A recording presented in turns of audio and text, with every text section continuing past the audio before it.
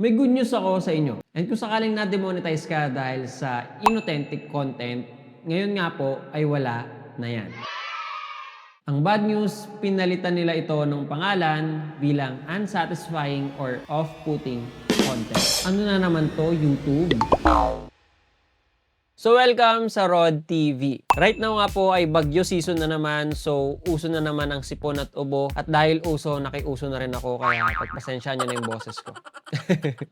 Linawin agad natin na wala pong binago si YouTube sa kanyang policy. Pero meron lang silang dinagdag para mas malinawan ang creators at mga viewers. Yan yung kagandahan kay YouTube. Nakikinig siya sa mga response natin at ini-improve pa rin nila palagi ang kanilang platform. So for the record, yung violation dati na repetitive content, binago nga po yung term into inauthentic content ng July 15, 2025. And kung sakaling nalilito kayo sa reuse tsaka repetitive content, may video nga po ako na ginawa dyan sa nakaraang video ko.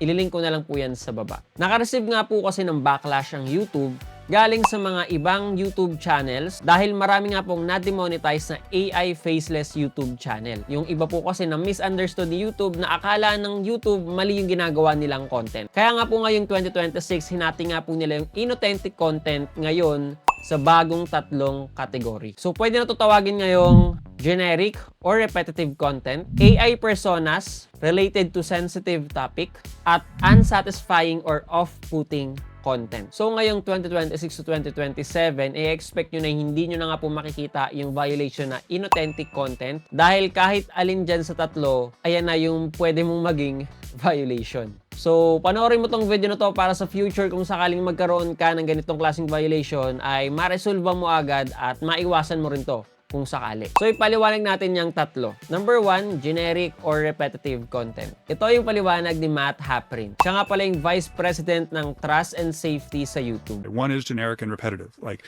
content that is sort of the same and repetitive. It's made with templates and there's not much variation from video to video. Ito yung mga videos na parang iisa lang yung template. Na kapag pinanood mo yung 5 video ng isang channel, feeling mo isang video lang yung pinapanood mo. Bago tayo magpatuloy, baka nanonood ka na naman ng video ng hindi naka-like and subscribe. Baka naman, no? Pindutin mo na yan. So, try natin gawin example yung sarili ko. Meron kasi akong in-upload previously na video series siya sa channel ko kung saan meron akong 5 videos patungkol sa vidIQ. Ang tanong, bawal ba yung ginawa ko kasi puro vidIQ yung topic ko? Ang sagot ay pwede dahil monetize nga po yung 5 videos ko na yun at hindi ako nagka-problema. Paano ko ginawa? Kasi every part ng video ko, iba-iba po yung topic na pinag-uusapan. Tulad kasi nung part 1 ko, yung topic ko doon, paano makaisip ng video ideas using vidIQ. Yung part 2 ko naman, paano aralin yung mga strategy ng big channels. So on and so forth. Tungkol lahat yon sa vidIQ, pero iba-iba yung paliwanag kada video or iba-iba yung tinuturo ko. So sa perspective ng viewers, iba't ibang ideas din ang pwede nilang matutunan. So dapat ganun yung gawin nyo. Every video, dapat bago yung value. Pero kung yung video mo ay gumamit ka ng AI voice, tapos may slideshow or AI generated video, same music, same pacing, same animation at halos title na lang yung binabago. Ayun, pag ganun, pwede ka talaga ma-flag as repetitive or generic content. So kung feeling mo ganun yung channel mo, ayusin mo na ngayon. Punta tayo sa pangalawa, AI persona related to sensitive topic. This is something called AI personas, and this is where you may have created a persona that's AI, and if they're talking about sensitive topics, so like AI personas may be fine overall, but if you have AI personas that are talking about finance or legal issues or healthcare, medical issues. Okay nga lang po gumamit ng AI or mag-generate ng realistic person, pero wag niyo po silang i-mislead sa sensitive topic. For example, bawal nga po mag-upload ng AI persona video kung saan nag-generate ka ng isang realistic doctor at nagbibigay ito ng medical advice. Kasi paano pag napanood ito ng mga senior citizen na walang idea kung ano yung pinagkaiba sa AI at sa totoong tao? Baka maniwala sila sa advice na yun at pag ginawa nila, baka mapahamak pa sila. Ang mangyayari kasi doon, wala nga pong magiging accountable sa ganong senaryo. Dahil unang-una, hindi sila tao.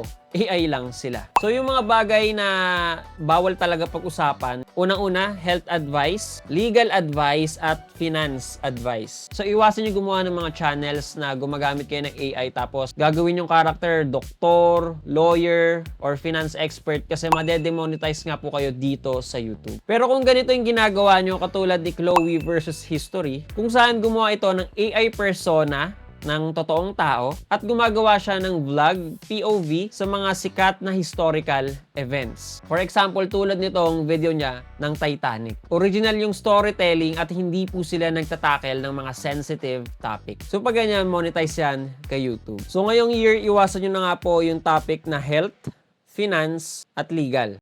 Pangatlo nga po dyan is yung unsatisfying or off-putting content. Ito kasi yung medyo nakakalito. Off-putting or distressing. That's the type of content that we say, like, look, if you're trying to just get views by doing something emotionally manipulative or make distressing content, that's not something that we want to encourage either. Ito nga daw yung mga videos sa ginawa lang para mang-triggered ng emotion. Manggulat, mang-clickbait, pero in reality, wala po itong substance or value. Kumbaga ito yung parang concept talaga ng inauthentic content. Kasi napakarami po nitong example. Tulad ng paulit-ulit na disturbing content na walang kwento, paulit-ulit na template na umaasa lang sa emotion ng viewers, random na AI clips na walang malinaw na flow o kwento, AI images or videos na nanlilin lang at pinapaniwala ang viewers na totoong nangyari ang isang fake event. Personally, ang pansin ko talaga dito ay subjective itong bagay na to. Kasi may mga contents na pasok sa iba, may mga contents din naman na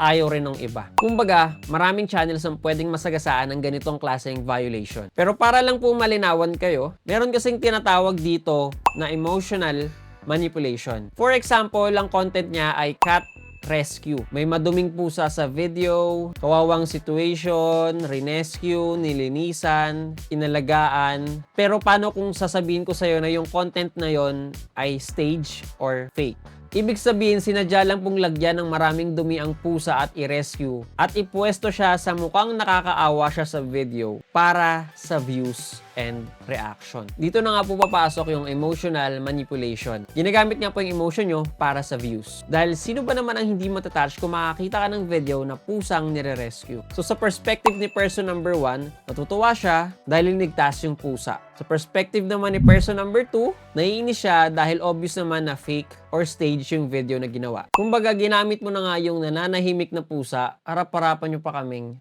niloloko.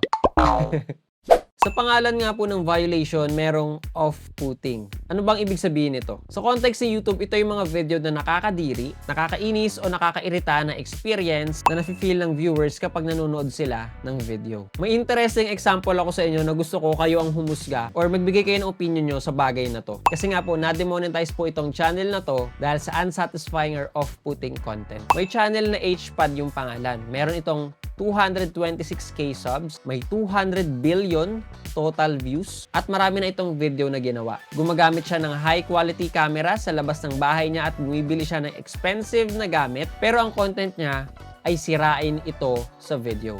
As in, wasakin physically. Pero bakit nga ba na-demonetize ang channel niya? Dahil sa ganitong klaseng violation. Hindi naman siya AI, hindi naman siya reuse content kasi original yung content niya. Wala rin namang copyrighted music na ginamit. Anong nangyari YouTube? Bakit kaya siya na-demonetize? HPAD here, just a short video to say that the channel's now been demonetized. Kunyari kayo sa YouTube, sa tingin nyo, safe ba ito sa YouTube? Or pasok siya bilang off-putting or unsatisfying video? Babasahin ko yung comment mo sa baba. Kasi imagine niyo, matagal na siyang monetize tapos ngayong taon lang bigla lang siyang made-demonetize. Kasi 'di ba maaring sa iba may mga taong nag-e-enjoy sa ganung video, meron din namang iba na nangihinayang sa mga gamit na sinisira niya. Kaya nga gusto ko kayo manghusga kung ano yung tingin nyo yung dapat na hatol dito. Actually, marami pang contents ang pasok sa unsatisfying or off-putting content. Katulad ng mga videos ng ahas na pinapakain ng buhay na hayop, yung mga ganyan, or pinapalapa yung hayop or ibang insekto sa langgam. I mean, okay lang sana siya kung sa wild siya nangyayari kasi normal yung ganun sa wild. Pero alam mo yun, kung sinasadya naman ng tao na magpakain ng mga nakakaawang hayop para sa views, ayun, para sa akin hindi ko siya kayang panoorin as a viewer. Kaya nga sabi ko kanina, subjective tong violation na to. Sana naintindihan nyo yung topic natin ngayon at nalinawan kayo sa latest update sa inauthentic content sa YouTube. Hopefully, hindi kayo magkaroon ng ganitong klaseng violation sa future kasi, di ba, ang hirap ma-demonetize.